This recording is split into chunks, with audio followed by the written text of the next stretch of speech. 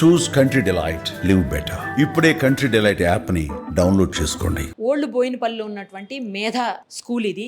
ఈ స్కూల్లోనే అల్ప్రాజోలం అనే మత్తు మందులను తయారు చేస్తున్నారు నిర్వాహకులు. ఈ స్కూల్ నిర్వాహకుడు ఎవరైతే ఉన్నారో జయప్రకాష్ గౌడ్ అనే అతను కొంతమందితో కలిసి ఒక రూమ్లో లోపల ఉన్నటువంటి ఒక రూమ్లో ఈ మత్తు మందు తయారు చేసి చుట్టుపక్కల ఉన్నటువంటి కళ్ళు కాంపౌండ్లకి ఇంకా కొన్ని షాప్స్కి ఇస్తున్నట్టుగా నార్కోటిక్స్ వాళ్ళు గుర్తించారు. ఈగల్ టీము చాలా పర్ఫెక్ట్ ఇన్ఫర్మేషన్ తెలుసుకొని ఆ తర్వాత వచ్చి స్కూల్లో దాడులు చేసినప్పుడు లోపలంతా కూడా అక్కడికి ఇప్పుడు మనకి ఇప్పటికి కూడా ఇంకా బుక్స్ కనిపిస్తున్నాయి. ఇది అఫ్ కోర్స్ స్కూల్ సీజ్ చేసేసారు కాబట్టి లోపలికి వెళ్ళే పరిస్థితి లేదు. ఆ బుక్స్ కనపడుతున్నాయి చూడండి. అలా కొన్ని బుక్స్ అన్ని ముందు రూమ్లో పెట్టేసి ఏమి తెలియనట్టుగా వెనకాల మొత్తం ఆ మత్తు మందు తయారు చేస్తున్నట్టు అల్ప్రాజోలం తయారు చేస్తున్నట్టుగా వాళ్ళు గుర్తించారు. దాదాపు 20 నుంచి 22 లక్షల క్యాష్ కూడా ఇక్కడ నుంచి సీజ్ చేశారు. దాంతో పాటు ₹1 కోటి పైబడినటువంటి మత్తు మందు, ఆ మత్తు మందుని అలాగే దానికి వాడేటువంటి రా మెటీరియల్ ని కూడా పోలీసులు narcotics, especially narcotics eagle team వాళ్ళు సీజ్ చేసినటువంటి సిచ్యుయేషను.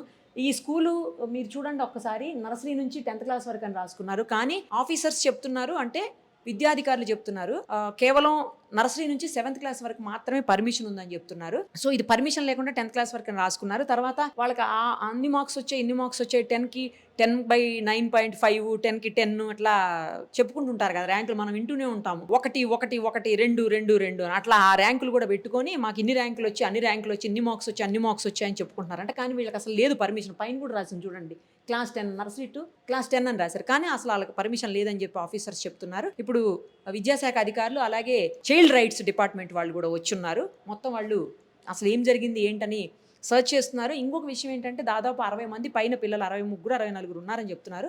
సో వీళ్ళందరికీ కూడా ఇప్పుడు మిడిల్ ఆఫ్ ది ఇయర్, అందరికీ హాఫ్ ఇయర్లీ ఎగ్జామ్స్ జరుగుతున్నటువంటి టైము. ఇప్పుడు ఎక్కడ దొరుకుతుంది వాళ్ళకు కూడా జాయిన్ అవ్వాలంటే అడ్మిషన్ దొరకాలి కదా. బట్ దగ్గరలో ఉన్నటువంటి చుట్టుపక్కల స్కూల్స్ అన్నింటిలో కూడా వాళ్ళని అకామిడేట్ చేస్తున్నాము. ఎవరు కూడా వాళ్ళని రిజెక్ట్ చేయకూడదు. ఆ పిల్లల్ని మళ్ళీ ఇయర్ వేస్ట్ అయిపోతుంది లేకపోతే, అందుకోసమనే జాగ్రత్తలు తీసుకుంటున్నామని అధికారులు చెప్తా ఉన్నారు. ఏది ఏమైనప్పటికీ వేలల్లో మాత్రం ఫీజులు వసూలు చేస్తున్నారు. వసూలు చేసి పిల్లలకి నాణ్యమైనటువంటి మంచి విద్యను అందించాల్సింది పోయి ఇలా గలీజ్ దందాకు దిగారన్నమాట. లక్షల్లో కోట్లలో సంపాదించేదానికి ఈ చెడు మార్గాన్ని ఎంచుకున్నారు. అల్ప్రాజోలం అనేది ఒక మత్తు పదార్థం. ఆ మత్తు పదార్థాన్ని తయారు చేసి దాన్ని తీసుకుపోయి పక్కనే ఉన్నటువంటి కళ్ళు కాంపౌండ్లకి ఇంకా కొన్ని ఎక్కడికో ఊర్లలో కూడా పంపిస్తున్నారని చెప్తున్నారు. సో అంటే చాలామంది పిల్లలు చదువుకుంటున్నారు. మరి చదువుకుంటున్నటువంటి పిల్లల స్కూల్లో ఇలాంటివి తయారు చేసి మళ్ళీ పిల్లలనో లేకపోతే పెద్దవాళ్ళని ఎవరిని నాశనం చేస్తున్నారో మరి. ఏది తప్పు చేసినా కూడా ఎన్నో రోజులు దాచలేరు, దాగవు అని అంటారు. ఇక్కడ కూడా అదే జరిగినట్టుంది. సో మొత్తానికైతే ప్రస్తుతానికి స్కూల్ సీజ్ చేసేశారు. అలాగే ఎవరైతే నిర్వాహకులు ఉన్నారో వాళ్ళని కూడా అరెస్ట్ చేశారు. ఈ బిల్డింగ్ రెంట్కి అని చెప్తున్నారు. సో ఈ ఓనర్ మీద కూడా కేసు బుక్ చేసే అవకాశాలు ఉన్నాయని చేసాము అని చెప్తున్నారు పోలీసులు. ఇంకా కరెక్ట్గా ఇన్ఫర్మేషన్ లేదు, అధికారులు చెప్తున్నారు. అంటే పోలీసులు కాదు, ఈ మెయిన్లీ నార్కోటిక్స్ వాళ్ళే, ఎవరైతే ఈగల్ టీం ఉంటుందో వాళ్ళు చేశారనమాట. కానీ ఎంత దారుణం, పిల్లల్ని మంచిగా చదివిస్తారని పంపిస్తే ఆ పిల్లల పేరుతోటి, చదువు పేరుతోటి ఆ విద్యను అందించేటువంటి స్కూల్ అంటే మనం ఏమనుకుంటాము, దేవాలయంగా భావిస్తాము స్కూలు. అలాంటి దేవాలయం లాంటి ప్లేస్లో పిల్లలకి మంచి విద్యాబుద్ధులు నేర్పించి వాళ్ళకు బంగారు భవిష్యత్తునివ్వాల్సినటువంటి ఆ ప్లేస్లో ఎంత దారుణంగా మత్తు మందులు తయారు చేస్తూ డబ్బులు సంపాదించుకుంటూ ముందు బుక్స్ అవన్నీ అడ్డం పెట్టేసి ఏం తెలియనట్టుగా ఒక రూమ్లో నడిపిస్తున్నారంటే, స్కూల్ కాబట్టి ఎవరు రారు, ఎవరు చెక్ చేయరు అనుకున్నారేమో బహుశా. బట్ ఉంటారు కదా, దానికి కూడా నిఘా టీం ఉంటుంది. సో అలాంటి వాళ్ళే ఇప్పుడు మొత్తానికైతే పట్టుకున్నారు. కాకపోతే పిల్లలే అటు ఇటు కాకుండా అయిపోతారు, వాళ్ళకు కూడా అకామిడేట్ చేస్తున్నాము అని చెప్తున్నారు. మరిన్ని వివరాలు మనం ఎడ్యుకేషన్ డిపార్ట్మెంట్ అలాగే చైల్డ్ రైట్స్ డిపార్ట్మెంట్ ఆఫీసర్స్ ఉన్నారు, వాళ్ళతో మాట్లాడి తెలుసుకుందాం. ఎంఈఓ ఆఫీస్ నుంచి బయట ఒక నోటీస్ బోర్డు కూడా పెట్టారు, చూడండి ఒకసారి. మేధా స్కూల్లో చదివిస్తున్న పిల్లల తల్లిదండ్రులకు నమస్కారం. ఈ పాఠశాలను అనివార్య కారణాల చేత మూసివేయడం జరిగింది. మీ పిల్లల అడ్మిషన్ విషయంలో ఎలాంటి బాధ పడవలసినటువంటి అవసరం లేదు. మీ పిల్లలకు ఇతర గవర్నమెంట్ లేదా ప్రైవేట్ స్కూల్స్లో అడ్మిషన్ ఇవ్వకపోతే ఎవరైనా ఈ క్రింద కనిపిస్తున్నటువంటి సెల్ నెంబర్స్కి కాల్ చేయండి అని చెప్పేసి ఎంఈఓ నెంబరు, ఎంఈఓ ఆఫీస్ సిబ్బంది నెంబర్ కూడా 2 వేసున్నారు. అంటే ప్రాబ్లం అవ్వకూడదు, ఈ మిడిల్ ఆఫ్ ది ఇయర్ కాబట్టి మిగతా స్కూల్స్ వాళ్ళు కూడా తీసుకుంటారో లేదన్న ఉద్దేశంతో వాళ్ళు నోటీస్ పెట్టారు. అయితే చూడాల్సింది ఏంటంటే వేలల్లో లక్షల్లో మనం ఫీజులు కట్టి పిల్లల్ని చదివించుకుంటున్నాం ప్రైవేట్ స్కూల్స్లో. చదివించుకునేటప్పుడు అధికారులు ర్యాండమ్గా చెక్ చేయాల్సినటువంటి బాధ్యత వాళ్ళకి ఉంటుంది. వాళ్ళు ఏమన్నా సిబ్బంది కొరతనో లేకపోతే పని భారంతో చెయ్యలేని పరిస్థితి ఉంటే పేరెంట్స్గా మనదైతే ఖచ్చితంగా బాధ్యత ఉంటుంది.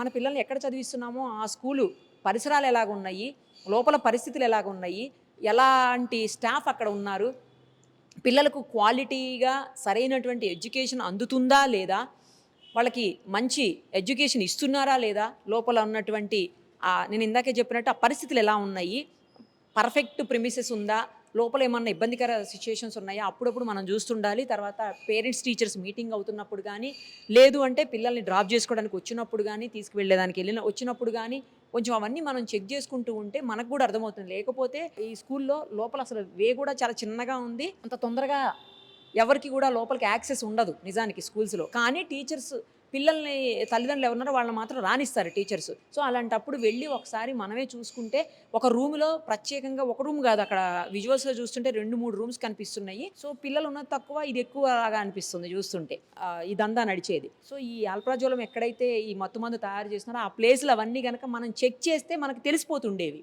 అలాంటివన్నీ అన్ని స్కూల్స్లో కూడా, ఈ ఒక్క స్కూల్ అనే కాదు, నార్మల్గా మన పిల్లలు ఎక్కడ చదువుతున్నారో అక్కడ స్కూల్స్ని అప్పుడప్పుడు లోపల ఏం జరుగుతుంది, ఏంటి, ఎలాంటి కండిషన్స్ ఉన్నాయి అని చూసుకోవాల్సిన బాధ్యత, పెద్ద పెద్ద స్కూల్స్ అయితే పట్టించుకోవాల్సిన అవసరం ఉండదు, వాళ్ళు ఎలాగో మంచిగానే రన్ అవుతాయి.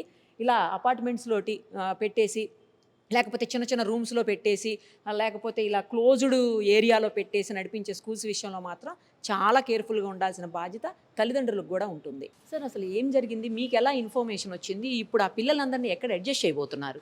ఈగల్ టీం వచ్చి రైడ్ చేసేంత వరకు మాకు ఆ ఇన్ఫర్మేషన్ తెలియదు. టీవీ స్క్రోలింగ్ చూసి మేము ఆదివారం రోజు వచ్చి, ఆ రోజు ఈవినింగ్ అవర్స్లో తెలిసింది. ఆదివారం వచ్చి స్కూల్ను ఎట్లా సీజ్ చేయడం జరిగింది. సీజ్ చేయడంతో పాటు పై ఆఫీసర్లకు మేము ఇన్ఫర్మేషన్ ఇవ్వడం జరిగింది. వాళ్ళ ఆర్డర్ ప్రకారం దీన్ని సీజ్ చేయడం జరిగింది. నెక్స్ట్ డే వచ్చి నిన్న మండే రోజు వచ్చి పిల్లలంతా తల్లిదండ్రులతో మాట్లాడి, వాళ్ళని ఒకరొకరి నెంబర్ తీసుకొని టీచర్తో మాట్లాడి, ఆ పిల్లలందరినీ కూడా స్కూల్ డిస్టర్బ్ కావద్దు, వాళ్ళ చదువుకు ఇబ్బంది కలగొద్దని పక్క స్కూళ్ళల్లో అడ్జస్ట్ చేశాం. ఇప్పటిదాకా 40 మందిని అడ్జస్ట్ చేశాం. ఇంకో 15-20 మంది ఉంటారు. మా డైస్ డేటా ప్రకారం ఇంకో 23 మంది ఉంటారు, 15-20 మంది ఉంటారు, 63 మంది ఉన్నారు.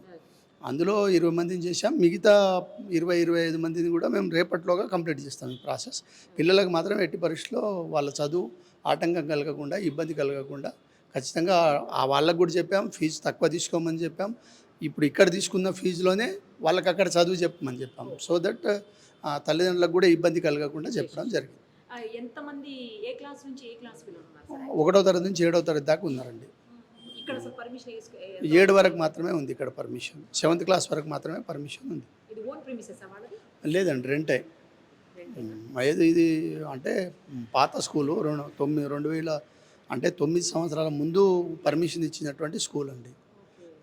ఇప్పుడు ఈ సంవత్సరం అయితే వాళ్ళు వచ్చే సంవత్సరానికి రెన్యువల్ చేయాల్సి ఉండే, కానీ ఈ విధంగా జరిగింది కాబట్టి వాళ్ళ గుర్తింపును రద్దు చేసే అవకాశాలు ఉన్నాయి. హైయర్ ఆఫీసర్స్ ఆ ప్రక్రియలో ఉన్నారు. చైల్డ్ రైట్స్ నుంచి వచ్చారా? ఏం డిసిషన్ తీసుకున్నారు ఇప్పుడు ఈ స్కూల్ విషయంలో, పిల్లల విషయంలో ఎస్పెషల్లీ? ఇప్పుడు ఇక్కడ జరిగిన ఇష్యూ మీద ఇక్కడున్న పిల్లలకి మనం ఎమ్మటే వాళ్ళు వేరే స్కూల్కి ఇయర్ వేస్ట్ కాకుండా చూడడానికి నియర్ బై స్కూళ్ళల్లో అకామిడేషన్ ఇప్పించడం జరుగుతుంది, ఎడ్యుకేషన్ సిస్టమ్ని యూజ్ చేసుకుంటా. దాంతోపాటు తల్లిదండ్రులు కూడా ఒక స్కూల్కి పంపిస్తున్నామనంటే ప్రాపర్గా కనీసం ఒక పేరెంట్ మీటింగ్ అన్నప్పుడు వచ్చినప్పుడైనా సరౌండింగ్స్ ఎట్లున్నాయి అని చూసుకోవడం మన కన్సర్న్ పేరెంట్గా. అది చూసుకుంటూ పిల్లల్ని ఎక్కడ పంపిస్తున్నాం అనేది కూడా మనం ఫోకస్ చేయకపోతే ఇబ్బంది అవుతుందని ముఖ్యంగా తల్లిదండ్రులు ఆ విషయాన్ని దృష్టిలో పెట్టుకోవాలి. స్కూల్ని పంపించేటప్పుడు అక్కడ ఉన్న పిల్లలకి ఎస్పెషల్లీ ఈ స్కూల్ విషయానికి వచ్చేసరికి లాస్ట్ 9 years బ్యాక్ ఇక్కడ పర్మిషన్ ఇవ్వడం జరిగింది అనేసి డిపార్ట్మెంట్ ఉంది. అది ఇచ్చిన దాంట్లో కూడా 7th వరకే, అప్ టు 7th వరకే పర్మిషన్ ఉండే, వాళ్ళు కొంత 10th వరకే మెయింటైన్ చేస్తున్నట్టు పెట్టుకున్నారు. అది కూడా లీగల్ యాక్షన్ తీసుకోవడం జరుగుతుంది. దాంతోపాటు ఈగల్ టీమ్ యాక్టివ్ అయింది కాబట్టి ఇలాంటి ఈ సరౌండింగ్లో కాదు అసలు మన స్టేట్లోనే జరగొద్దు అనేది చైల్డ్ రైట్స్ కమిషన్ నుంచి మేము కోరుకుంటున్నది. అట్లే ఇట్లాంటి ఏ విషయం ఉన్నా కమిషన్ అనేది ఒకటి గవర్నమెంట్లో ఉంది కాబట్టి ఇలాంటి ఇష్యూల మీద ఎప్పుడు స్పందిస్తూనే ఉంటాం. అట్లనే మీ ద్వారా, మీడియా ద్వారా కూడా మేము చెప్పేది ఏంటంటే, ఏ చిన్న విషయమైనా కమిషన్ దృష్టికి తీసుకెళ్తే అది మేము కమిషన్లో కానీ కమిషన్ నుంచి గవర్నమెంట్కి కానీ తెలియజేయడానికి ఆస్కారం ఉంటుంది. కాబట్టి తల్లిదండ్రులు కానీ పిల్లలు కానీ ఎవరైనా ప్రతి ఒక్కరూ అది నా బాధ్యతగా ఫీల్ అయ్యి ఇలాంటి ఇష్యూలు జరిగినప్పుడు ఖండించాలని కోరుకుంటున్నాను. ఇక్కడ స్కూల్లో 10th క్లాస్ పిల్లలు అయితే ఇప్పుడు ఇయర్ అయితే లేరు, కాకపోతే వాళ్ళు పెట్టుకొని ఫేమ్ చేసుకోవడానికి అది 10th మాకు 10/10 వచ్చినట్టు గ్రేడింగ్లో అట్లా చూయించుకొని రన్ చేస్తున్నట్టు లేకుండానే అట్లా చేస్తున్నట్టు మా దృష్టికి వచ్చిన విషయం ఉంటుంది కంపల్సరీ. ఇంకా ఇక వీళ్ళు స్కూల్ రన్ చేయడానికి లేదు, ఇట్లాంటి ఇష్యూ ఇంకో స్కూల్లో జరగడానికి మాత్రం తప్పకుండా యాక్షన్ తీసుకోవడం జరుగుతుంది. చిన్న పిల్లల్ని మంచిగా వేరే దగ్గర అకామిడేట్ చేయగలిగారా మీరు? వాళ్ళ పేరెంట్స్ తో మాట్లాడారా? వాళ్ళు ఏమంటున్నారు? సో ఇన్ఫర్మేషన్ తెలియగానే కమిషన్ నుంచి మేము మేడ్చల్ డిస్టిక్ రిప్రజెంటేషన్ సో మేము రావడం జరిగింది. అండ్ కన్సర్న్ మన డిఈఓ గారు వాళ్ళు కూడా రెస్పాన్సిబిలిటీ వాళ్ళు తీసుకొని పేరెంట్స్తో అందరితో మాట్లాడుతున్నారు. అట్లాగే బేసిక్గా we are also parents, right? So ప్రతి ఒక్క పేరెంట్ కన్సర్న్ ఈరోజు పేరెంట్స్ అంతా షాక్లో ఉన్నారు.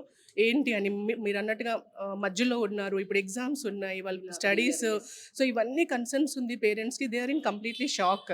సో తొందరగా అవుతుందా, ఎక్కడ వెళ్తాము, ఏ స్కూల్ వెళ్తాము అనేది మన పిల్లలు 2-3 years నుంచి ప్లాన్ చేస్తాం ఏ స్కూల్లో వేసుకోవాలి అని.